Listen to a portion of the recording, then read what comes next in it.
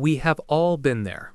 You watch a powerful video, listen to a stirring speech, or read an inspiring quote, and suddenly you feel like you can take over the world. You're ready to start that business, hit the gym, and change your life overnight. But then, 48 hours later, the feeling is gone. The bed feels too warm, the work feels too hard, and that fire in your belly has been replaced by a cold sense of dread.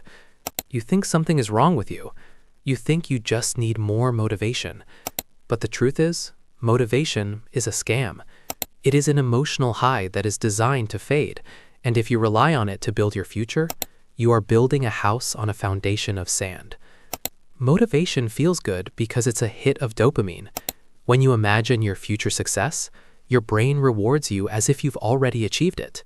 This is why watching motivational content can often feel like actual work, even though you haven't moved an inch. It is a form of mental masturbation. You get the reward without the effort. The danger is that you become addicted to the feeling of being inspired rather than the process of being productive. Motivation is like a spark. It can start the engine, but it is a terrible fuel to keep the car running for a 1,000-mile journey. The biggest lie we tell ourselves is, I'll do it when I feel like it. We wait for the mood to strike us before we sit down to write, code, or exercise. But professional achievers don't wait for a mood. If an athlete only trained when they felt motivated, they would never make it to the Olympics. If a writer only wrote when they felt inspired, they would never finish a book. When you rely on motivation, you are a slave to your emotions. And emotions are the most unreliable business partners you can have. They change with the weather, your diet, and your sleep schedule. Instead of chasing motivation, you need to build systems. A goal is what you want to achieve. A system is the process that makes that achievement inevitable. A system doesn't care how you feel. A system is a pre-made decision. If your system is, I write 500 words every morning at 8 a.m., then your feelings are irrelevant. You don't ask yourself, do I feel like writing today? You simply follow the protocol. Systems take the choice out of the equation, and when you remove the need to make a choice, you remove the need for willpower. The most sustainable way to get things done is to shift your identity.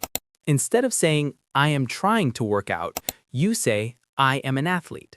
An athlete doesn't need a motivational video to go to the gym. It is simply what an athlete does. When your actions are aligned with your identity, they stop being a struggle and start being a natural expression of who you are.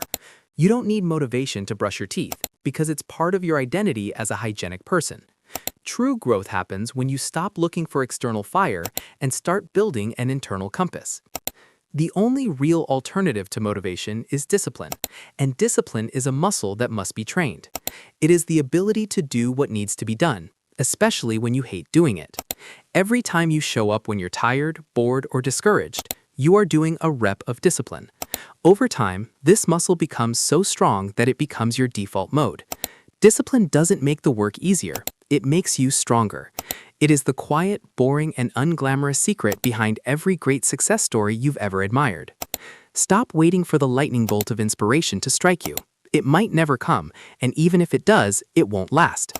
Success is not found in the moments of high emotion. It is found in the thousands of quiet, mundane moments when you chose to do the work anyway. Flush the motivational porn down the drain. Stop looking for a reason to start, and just start. Forget the feeling, embrace the friction, and trust the system. Because when the motivation inevitably dies, your discipline is the only thing that will carry you across the finish line.